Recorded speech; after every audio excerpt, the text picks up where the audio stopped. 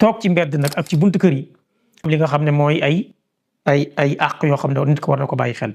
Abu Saïd al-Khudri radiyallahu anhu nee na yonent bi alayhi salaatu wa salaam iyaakum wal julus ala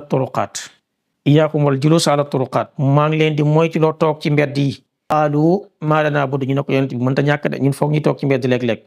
innamaa hiya majaalisuna mooy suñu jotaay natahaddasu fiihaa dañ fay waxtaan. qaala mu ne fa idaa abaytum su ngeen bañee illa al majaalis dul toog fa aatu tariqa haqqahaa na ngeen jox yoon wi mbedd mi jox leen ko àqam. qaalu wa maa haqqu tariq ñu ne ko mbedd lan mooy àqam. qaala gaddul basar mu ne mooy nga wàccee say xef doo def ku la romb nga xool ko xool lu mu sol xool ay dàllam xool nu muy doxee di wokkante di reetaan di ko ñaawal xool ndax ku handicapé la wala du handicapé dafa gaaw dox wala dafa yéex dox dafa yàkkamti wala yàkkamtiwul loola bu ci sa yoon nekk. kon gaddul basar del wàccee say xef loolu dinañ ci ñëwaat. wa kaful aza ak dindi luy loraate ci yoon wi birig wala pax wala ndox mu mën a tooyal nit ñi nga fexe ba dindi ko fa. wa raddu salaam ngay nuyu ku la romb ne la asalaamaaleykum nga daal di koy fay ku la romb nuyu la da nga koy fay.